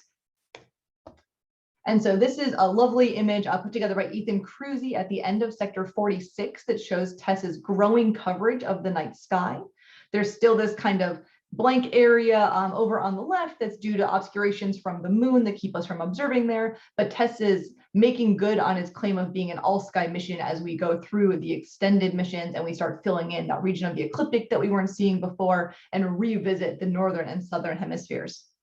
And if we take all those planets that I showed you a moment ago and plot them on top of this diagram in the same kind of axes, you can see that these planets populate literally every part of the sky. There's nowhere we look where we can't find planets. In fact, it's getting really hard to find stars without planets nowadays. Every point here is a planet that from that population I showed you a moment ago, and they are color coded by their equilibrium temperatures. So you can see that the majority of these planets are quite warm. The yellow and red colors have equilibrium temperatures of 1,000 to 4,000 or so degrees. Again, TESS's sensitivity to short period planets means that we're often looking at planets that are close into their stars and getting a fair bit of energy and irradiation from the host star. But there's a growing set of blue points that you can see on this figure, especially closer to the poles again, those more continuous viewing zones that have equilibrium temperatures of 100 to a few hundred degrees Kelvin, so closer to that of the Earth. And so these are slightly further away, longer orbital periods from their host stars or orbiting cooler stars, those smaller M dwarfs that TESS is really specialized to look at, which don't impart quite as much energy to their planets. So there are far too many planets for me to talk about them one by one. It would take days, weeks, months of time to do so.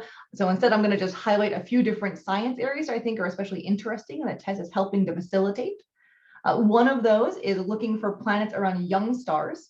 So because TESS is observing the majority of the sky, it's sensitive to a bunch of different stellar populations in a way that very narrow field of view surveys aren't. And so that means that it can go after specific young moving associations that we've identified. And so in this case, this is the Pisces Eridanus stream that spans something like 1,300 light years on the sky. The known and suspected members are shown here in yellow. And there are a variety of TESS collaborations that are chasing exactly these kinds of young stars because they give us a window back in time to the formation and evolution of planets. And so one great example of that is the TIME collaboration. This is a paper that was led by Elizabeth Newton last year that found 3 planets around TOI 451. That's shown as a little green circle on the map on the right. And you can see here that the light curve of the star is quite variable. There's a lot of bouncing around happening, and that's common for relatively young stars, which tend to be quite active. But despite that, they managed to detrend that light curve and identify transits of 3 different planets that are shown in the bottom. Planets B, C, and D. In addition, this system also has what they think is a dusty asteroid belt and then a companion star on a much longer period orbit. But this is a really exciting system because all of those planets are between 2 and 4 Earth radii, which makes them a great natural laboratory for thinking about how the atmospheres of small planets form and evolve. Another great example of young active stars is AU Mic. This is an M dwarf star that is known to exhibit a lot of flares. And so you can see a nice figure or GIF showing that on the left. It is so dramatic in its flaring that we made a poster about it as part of the Except Travel Office a couple of years ago now. The flares of fury seems like a very uncomfortable place to live on the planet around this star. But detrending that kind of light curve, being able to find planets in a system that is this active is a real challenge. But thankfully, the 20-second cadence data from TESS that is becoming, that is available now is helping with this. It's allowing teams like this one led by Emily Gilbert to not only identify the kind of broader rotational modulation of the star that's shown in the top plot in green, but also these individual flares that are modeled in pink in that middle panel. And once you have a grip on both of those things, you can combine those with the models of the transits themselves into this kind of joint fit on the right, where the stellar activity, the broad rotational modulation is in blue, the flares are in pink, the transits are in green. And when you handle all 3 of those simultaneously, you get a much better grip on what the system is doing and what the parameters of those planets are. We're also discovering more planets that we think are undergoing atmospheric transitions. So before TESS got on sky, there was this concept of the hot Neptune desert, which was basically a lack of Neptune-sized planets close into their host stars. We suspect that maybe this was because those planets don't stay Neptune-sized for very long. Maybe they start as, Neptune or Saturn-sized objects, but then because they're so close in, they get irradiated and their atmospheres get blown off. And so they slowly decrease in size down to much smaller, super Earth-sized planets. That desert still exists. We haven't filled it in, but because these planets are relatively rare and transitionary, you need to catch them at the right part of their lifespans. We think that as you're doing an all-sky mission with something like TESS, we do start to fill it in a little bit more. So you can see here results from Mergus et al. Last year, and there's a lot more points kind of creeping into that hot Neptune desert from both the upper and lower boundaries. And so we're finding more of these planets that we think are actively undergoing atmospheric loss. Community searches have been a great addition to the TESS science portfolio So because the TESS data becomes available immediately and it's easy for the public to access, there have been a lot of efforts to help citizen scientists get involved with the planet discovery effort. And so the most famous one is probably Planet Hunters TESS, which their website is shown here on the left. They train folks on how to look at a TESS light curve, interpret it, identify transits, and then just a small subset of the transits that these folks have identified are shown here on the right in this paper from Nora Eisner from a couple of years ago. And the cool thing about this is that because this is humans looking at the data by eye, it is fundamentally a different type of search algorithm, so to speak, than what is done by the TESS pipelines. So it's sensitive to a different type of planet. Specifically, while the TESS data or the TESS pipeline is more sensitive to short period planets, we're seeing 2, 3, 4, 100 transits builds up to a very strong periodic signal. The Planet Hunters, because you're looking by eye, are much more sensitive to single transits, which are a thing that don't normally trigger in the TESS pipeline. So while the TESS planets have periods of about 100 days or less in this figure, you can see that the Planet Hunter single transits especially have suspected orbital periods of more like 100, if not 1,000 days. So they're opening our sensitivity to larger, longer period exoplanets. Sometimes TESS discoveries require teamwork. And so a great example of this is the TOI 561 system that was published in 2 different papers after TESS's primary mission. Those papers led by Lauren Weiss and Guy Lasadeli agreed on the first 2 planets, B and C, but then there was some discrepancy on how to interpret the remaining transits in the data. Lauren suggested that there was just one planet, planet F, which was responsible for all the transits. And then Guy's work suggested that there were 2 planets, D and E, that were splitting the workload in making those additional transits. To figure out what happened, what was actually going on rather, there was another sector of TESS data that happened during the first extended mission that was combined with some very targeted observations from the KOP satellite and a large number of ground-based radio velocities from both HiRES and HARPS North. And putting all that together and doing a sophisticated joint fit to everything, it was discovered that the right answer is indeed that 4-planet solution. So B and C stayed well confirmed and happy, and then planets D and E, yeah, there we go, were confirmed. And so now we have a good handle on what's going on here and understanding this multi-planet system. Jen, 2 minutes. Great. There are also handoffs between missions. So TESS is this amazing discovery facility and is building up this population of thousands of planet candidates. When we want to learn more about them, we interface with ground-based teams to get the mass of the planets, like the RV data I just showed you, and then often hand off the most promising of those planets to facilities like the Hubble Space Telescope, which here in this paper by Jonathan Brand et al. From last year, looked at another hot Neptune, TOI 674b, and found evidence of water vapor in its atmosphere, that little dip at 1.4 microns. So this gives us a better handle on what's going on in the planet's atmosphere. And of course, the thing that everyone's really looking forward to is going after these exciting TOIs with the James Webb Space Telescope, which is commissioning literally as we speak. Unlike Hubble's coverage, which is mostly ultraviolet visible and a little bit into the IR, James Webb mostly infrared based. And so if we look at TOIs and their K magnitudes, this is a plot of all of these small, cool planets, so smaller than 4 Earth radii, cooler than about 1,000 Kelvin that TESS has found. The ones outlined in black are already confirmed and published planets. The ones in blue have active radio velocity teams going after them, trying to confirm the planets and measure their masses.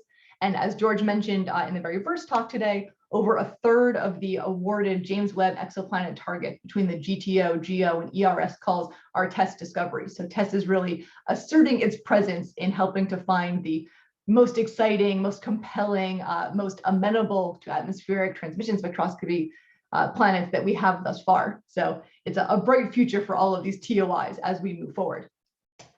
Okay, and with that, I think I am out of time, so I will stop talking and ask for any questions you might have. Thank you, Jen. Nicole, do we have any questions? We do not yet, but people might be typing. Okay.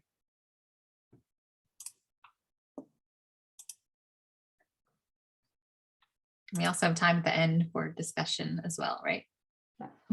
Yes, we also have time at the end for more discussion.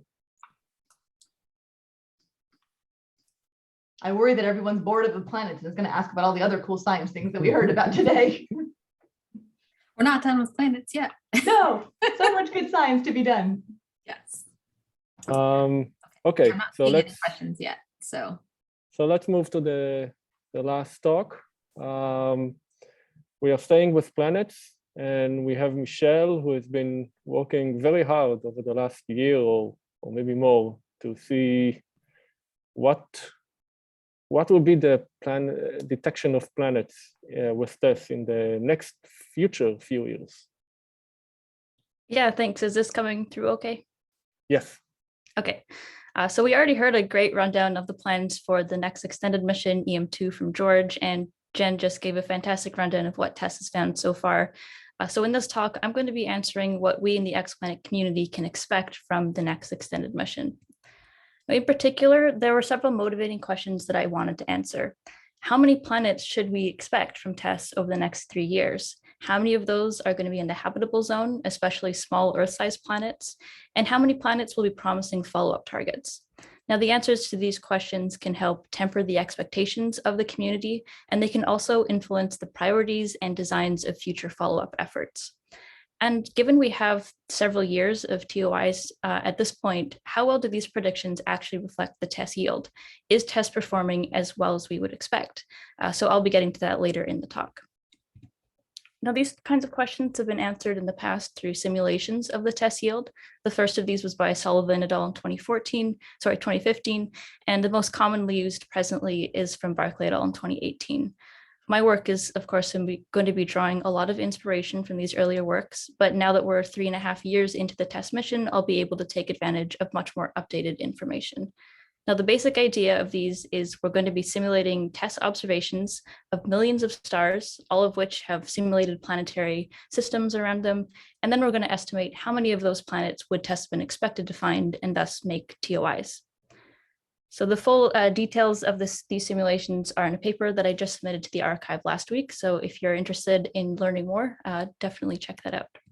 But very briefly, just so you understand where these numbers are coming from, I'm starting out with all 9.4 million AFGKM stars in the TESS candidate target list, which is essentially the subset of the TIC catalog that reflects all likely dwarf stars greater than a TESS magnitude of 13th magnitude, as well as fainter stars that are K and M dwarfs as part of specially curated lists.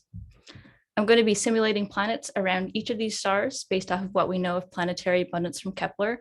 And here it's really important to take into account that different types of stars will have different typical planets around them. So your average planet around an M dwarf will look different than the average planet around an A-type star. Every planet is also assigned a random planet radius, orbital period, eccentricity, and inclination, and other physical and orbital properties. Even after EM2, TESS will not reach quite 100% sky coverage. So I have to determine which planets are actually observed by TESS and for how long, because each star is observed for a unique number of sectors. So given our pointing scenario, I'm estimating how many sectors a given star is observed for. Also, all observations are going to be done with the FFIs, but there's going to be a small subset of stars every sector that also get 2-minute cadence observations. Lastly, not every planet is necessarily going to be detected, even if TESS is observing that star.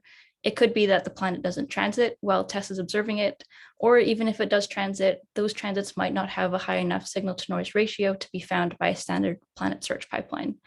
So for every planet, I'm estimating its SNR.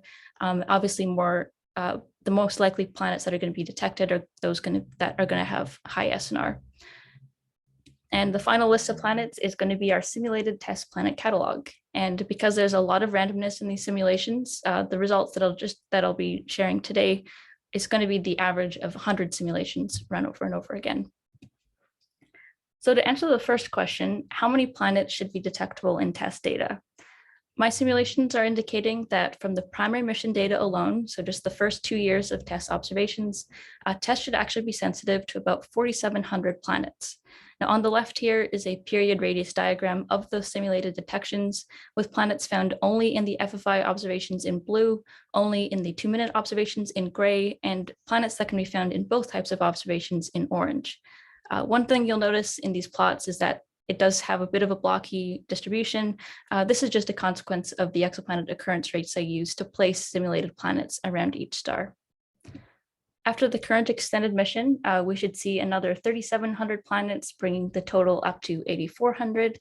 And we certainly haven't found all the planets that are to be found with TESS yet, because EM2, I'm expecting, should add another 4,000 planets, bringing the total TESS yield to 12,500. This also means that the overall planet discovery rate from TESS is going to stay at a very healthy 1,000 new planets per year. So this was a slide that George kind of sneak peeked earlier. It's basically showing the histograms of planet radius for new planet detections in each mission stage, with the primary mission in the top left, EM1 here, EM2 here, and the cumulative total across all 7 years on the bottom right. So as you can see, the FFI detections that are shown in blue in the primary mission were dominated by giant planets, whereas the 2-minute cadence observations are dominated by the smallest planets. Now, overall, I find that 94% of the planets that can be found in the primary mission can actually be found in the FFI observations, either alone or shared with the 2-minute observations. That number will increase to about 97% of detections in EM1, and EM2 detections should be about 99% coming from the FFIs, or both the FFIs and 2 minutes. A big reason for why the FFIs are going to be providing more and more of the planets from TESS is partly because there's going to be fewer slots that are reserved for exoplanet specific purposes among the 2-minute cadence targets in favor of guest investigator programs, which may have non-exoplanet related focuses. But another part is because the FFIs are going to have a shorter 200-second cadence, which is more in line with the 2-minute cadence observations. And because there's no pre-selection of FFI targets, there is an enormous amount of data available for all the stars that TESS observes. Another takeaway from these plots is that the typical new planets are going to be progressively smaller. So as you can see, for the primary mission, most planets were giants, and I find that most of the giant planets to be found by TESS will already have been found in the primary mission. But as we move further and further through the mission stages, more and more small planets are going to be able to be found. So between the ends of EM1 and EM2, I find that the number of planets smaller than Neptune is actually expected to double. This is a breakdown as a function of orbital period. So here I've got primary mission detections in blue, EM1 detections in orange, and EM2 detections in red. So most TESS planets are still going to be short period planets, but as we go further into the mission, we'll be sensitive to longer and longer orbital periods, even those beyond the 500-day sensitivity of Kepler, as we've already found from Jen's talk. This is a breakdown with spectral type. So typical planet hosts stay pretty consistent through EM2, with G-dwarf stars being the most common TESS planet hosts, and M-dwarf stars benefiting the most from the additional observations. Now, one note I'd like to make is all previous TESS simulation works have actually predicted that F-type stars would be the most common TESS planet hosts. And this is a key difference with my work. It's mainly the result of using different Kepler occurrence rates to simulate planets around each star based off its spectral type. So the second question I wanted to answer was, what can we expect from TESS for the habitable zone? So this plot is showing new detections with each mission stage relative to the optimistic habitable zone in blue and the conservative habitable zone in green, as defined from Koparapu et al. In 2013. And I'm showing small planets less than twice the size of Earth as stars. So this is what I'll consider kind of a small terrestrial habitable, potentially habitable planet. So through the end of EM2, I'm finding that TESS should be sensitive to about 18 planets in the optimistic habitable zone and 9 in the conservative habitable zone, all of which will orbit M and K type stars. For those of you interested in larger planets, so regardless of the size, TESS should actually find about 200 habitable zone planets across all sizes, including those around G-dwarf stars. All of these yields are actually double of what we would expect TESS should find if we didn't have the 3 extra years from EM2. Now, the third question was the expected yield for promising follow-up targets. Because TESS's primary goal was finding small planets that would be good targets for mass measurements with radial velocity observations, for all the simulated planets smaller than the size of Neptune, I estimated their radial velocity semi-amplitude, So let's just say, for instance, that a good target for radial velocity observations would be a planet with a semi-amplitude of at least 3 meters per second orbiting a bright star. Then there should be almost 300 such planets detectable by the end of EM2. So a plethora of really good follow-up targets to choose from. TESS is also going to be finding a lot of really good targets for atmospheric characterization, which is especially important given the James Webb Space Telescope launched successfully. So I estimated the transmission spectroscopy metric from Kempton et al. In 2018, which is essentially the expected signal to noise ratio of this planet in transmission spectroscopy.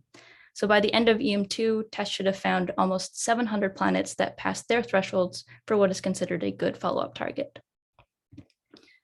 Now, the last question I wanted to understand was, how well do these predictions actually reflect the TESS yield? In other words, why do we trust these predictions? So to answer this, I'm going to be comparing my simulated primary mission yields to the official primary mission catalog from Guerrero et al. In 2021.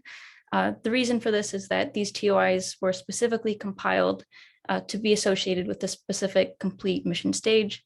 And these have also been known about for long enough that many of the false positives among those TOIs has since been identified, and I'll be comparing to the highest validity of planet candidates. It's also important to remember that so far my simulations have assumed that every star TESS observes is searched for planets, and we're going to be detecting planets around those. In reality, of course, the TOI identification process is not nearly that complete because there's just so much data that we have to go through. So in particular, the major pipeline that looks for planets around the FFIs is the Quick Look pipeline, and QLP for the primary mission only included bright stars, so those brighter than a 10.5 magnitude. So when I'm making my comparison, I'll be using the same cut to try to simulate the vetting process of the Quick Look pipeline. Michelle, 2 minutes. Perfect, thanks. Okay, so when applying all these cuts, I was left with 1,227 primary mission TOIs, which are shown in the blue histograms, and that's compared to my predicted 1,259 plus or minus 58 planets from my simulations, which are shown in black. Again, this is just the average of 100 yields, and this is kind of the standard deviation of those yields. So this is how it compares across spectral type, planet radius, orbital period, and TESS magnitude. And as you can see, there is clear and strong agreement across all dimensions. So this gives me a lot of confidence that we can trust these simulations and they can reliably predict the TESS exoplanet yield, especially as we extrapolate further into EM2. Also, if you recall, my full primary mission yield estimate was about 4,700 planets. And when you reflect the TOI identification process more realistically, that number was about 1,200. So I think what this experiment shows is that there are thousands more planets to be found, even with the TESS data at hand, especially around those fainter stars in the FFIs.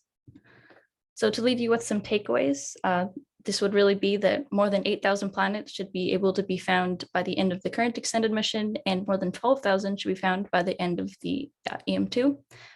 New planets are going to be progressively smaller with longer orbital periods orbiting fainter stars, and the number of planets that are smaller than Neptune should double between the ends of EM1 and EM2, as is the case for long orbital period planets and planets in the habitable zones.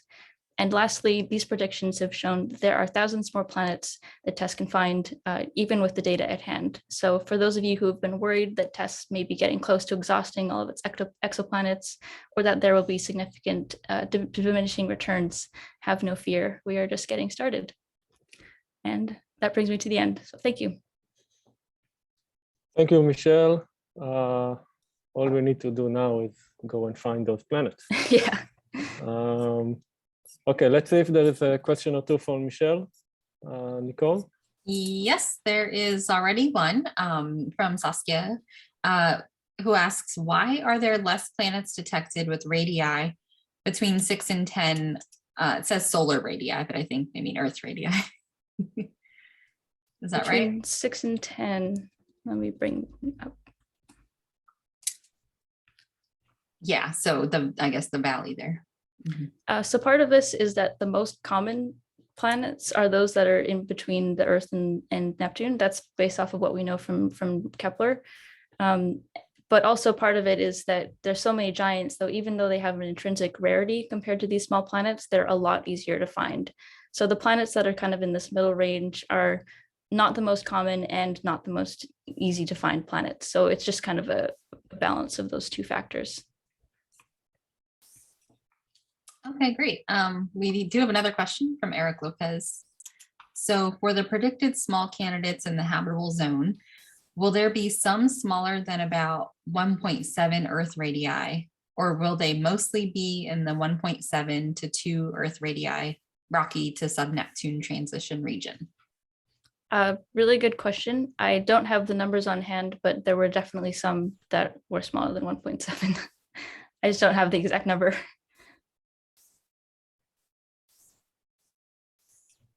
Is that in your recent paper by chance? Do you know? I think I didn't quote that number, but I would like to provide the simulation results free to the public so that if there's any specific period range or radius range that people are interested in, they'd be able to look at my simulations and determine that. Because there's so many different dimensions and aspects that's too much to fit in a single paper. But yeah, that's the plan moving forwards. Okay, I don't see any more specific questions. There's one from earlier. Let's open the floor and thank you, Michelle. And let's open the floor, and I think all the speakers are still here, and we can invite questions about related to any of the talks that we just heard, or anything about the TESS mission, even if it wasn't discussed specifically in any of the talks. Yeah, and Gerald Handler actually left a question for George, but then he had to log off, but we'll ask it anyway. Yeah. Gerald had to log off. So the question is concerning the 200-second FFI cadence. Is it planned to restart the observing cadences out of sync with the previous ones to mitigate the Nyquist aliases? That would immensely benefit the study of solar-like oscillators, Rho AP stars, or pulsating white dwarf and subdwarf stars. So that's to George, and you're muted if you want to answer. Yeah, that's something that's been discussed, and there's simulations that show what that effect will be. So that's certainly something that we can consider. All right, I think the floor is open. Otherwise, there aren't any typed questions. But we can also unmute people, I think, if you want to raise your hand. Is that right? Yeah. I think Willie Torres had a question before, but he seems to have left. Yeah, I think he's not he had to leave.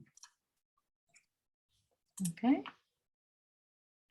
Ben Shappee has a question, actually. Go ahead, Ben. Hey, George, I was, in the spirit of the previous question, I was wondering if there's any thought put to randomizing the lengths of exposures within some range. So rather than having it just be 200 seconds, have it be between, like, I don't know, let's say 180 seconds and 220 seconds, basically for the same purpose of eliminating Nyquist frequencies. Yeah, that's a pretty complicated thing to do. So I don't think it works very well, but we should talk about it. I think it's a real challenge. It means that a lot of the analysis tools and the reduction tools more specifically would have to change. So there'd have to be a pretty compelling reason for doing it very often.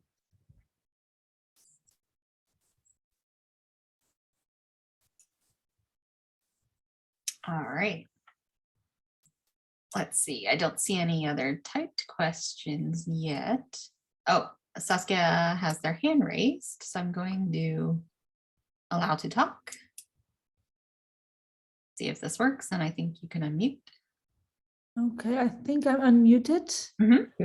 Okay, I was just wondering, George, in your talk, you showed that if there's an extended mission 3, then that would also overlap, for instance, with Plato, which has obviously similar, but not maybe the same science goal. So I was wondering what chances are to get an extended mission 3, and what you think would be the advantage to have it in the same time as Plato Up.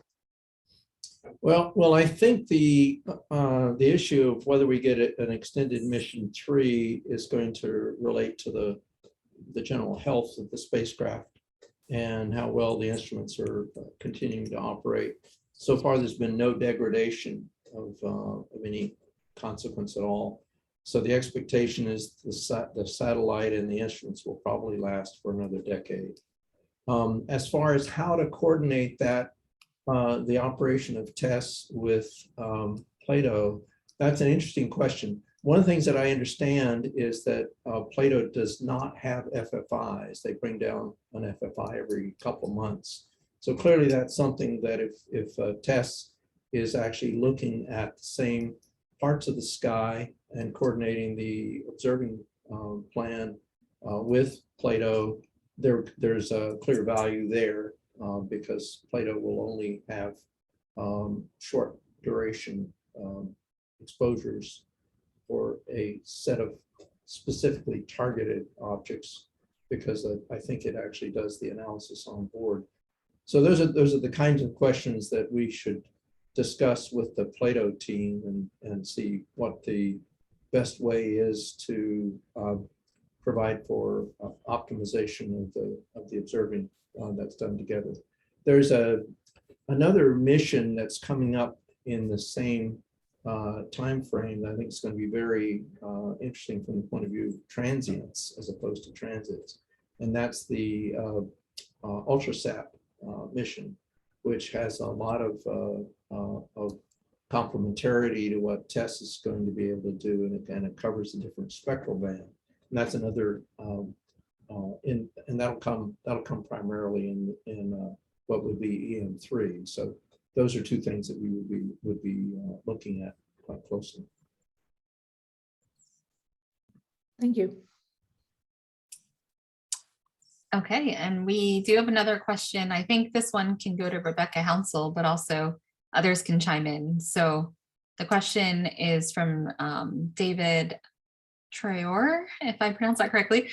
Do any of the TESS tools provide APIs that software can interact with?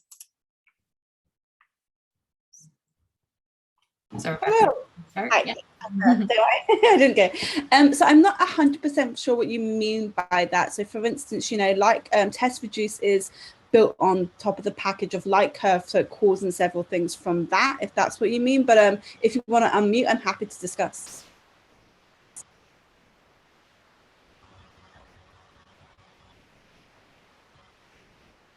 And you can also reach out to our TESS help. Yeah. But I know other folks here have TESS tools as well, so I don't know. I see a comment. Maybe. Oh, maybe it's just you. No, it wasn't. Okay. So David, I'm happy to chat with you about this in the chat and also on the questions. But I need more clarification about what you mean. Yeah, I think the point is there is flexibility in interacting with some of these tools, whether I'm masked or. So there is in terms of like Python language. So obviously, if you can derive from products, which we get from light curves, and it would be like a flux and, time series that can obviously been programmed into other software and other tools where you can manipulate them even more. So you could take it, say, from an output from light curve and then put it into something else for periodogram analysis or other things like that. So yes. David, you can unmute now.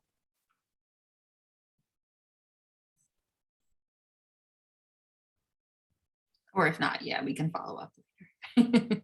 Or you can follow up with Rebekah later. That's fine. Okay, any other questions for all our experts on any topic? Because that's what we have here covered.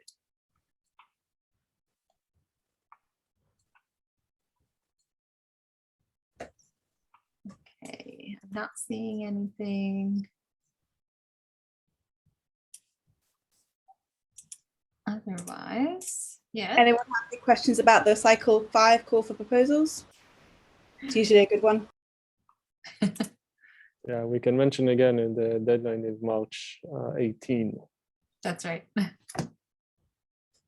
Oh, Michael, you Michael. had your hand raised, and you can now speak. Yeah, I'll ask about the cycle 5 call. I know that there's some more time that comes with NICER and Swift and maybe some other facilities. So I thought I'd ask if you could say what the total times are and how requesting across the different proposal categories, like small or large, fits into different requests for time in those facilities. Rebekah, do you want to? I'm not a panelist. So. I am happy to answer that question for you. So I believe that there is a minimum of 1,000 kiloseconds for Swift that can be requested, and 300 kiloseconds for NICER. As usual, if you're doing any of these proposals, they cannot be of the mini variety. They have to be of either the small, medium, small, large, or key, I believe, Nicole, variety of proposals. And I believe you were asking, so I hope that with regards to time, I've answered your question at least. And then you asked an additional one to do with the size of the programs and how to go about if you have 2 kinds. What was that, sorry?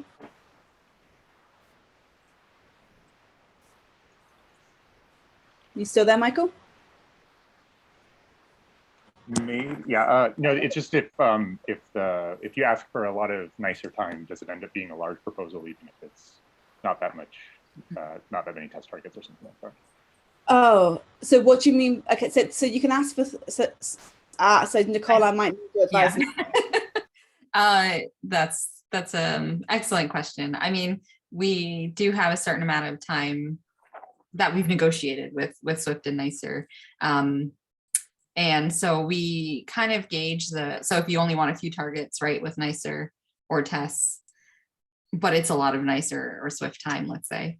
I think we would consider that a small program on the TESS side, but honestly, it depends on the complexity of the analysis too. So I think you could always try to argue, for a larger program and scope. And even our budgets that we kind of use as guidelines for small and large programs, those are just guidelines. Like you can propose and request budgets in between those guidelines. So our small programs are typically around 70,000, and the large ones are typically around 250,000.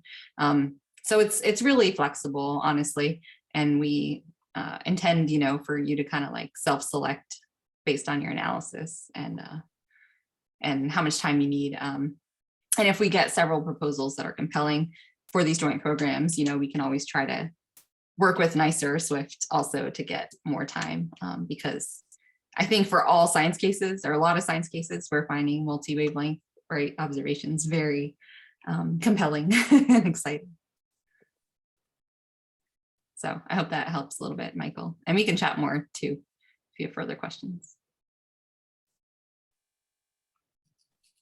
We are coming up on the hour. Any last questions?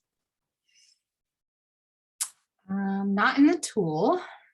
Maybe from all the speakers, if there was something else you wanted to mention or you wanted to say that you didn't get to sneak in to the talk itself.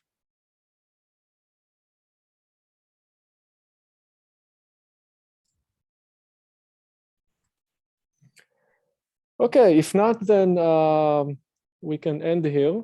Thank you, everyone, for attending. Thank you for all the speakers for their talks.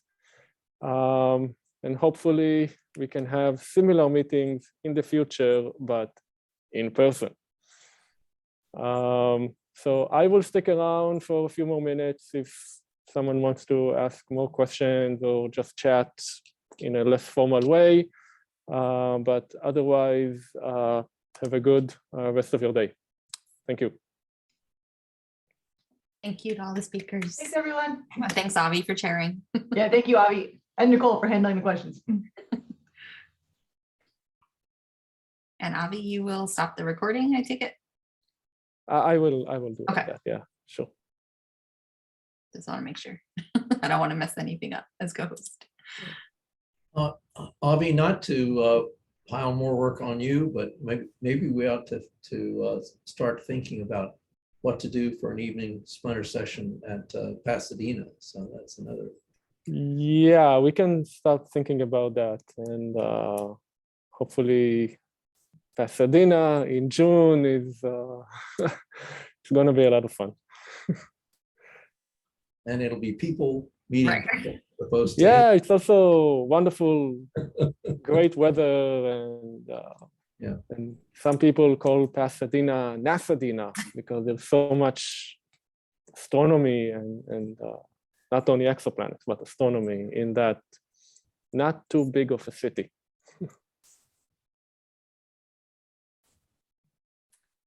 All right. I think I'm going to drop off. I think we're good here. Yeah. Okay. I think we can Yeah. finish this. I'll post Thank the you. recording and let everyone know about it. Okay. Thank Thank you all. Thank you, everybody. Everybody for a fantastic job. I mean, I think all these talks are going to be a really nice archive Yeah. for us. And spending 2 hours listening to them repeatedly is going to be one of the things that I'm certainly going to want to. So, take care. Thank you. Okay. Bye-bye. Bye.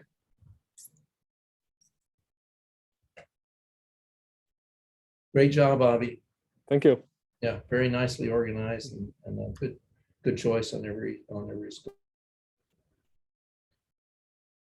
Is there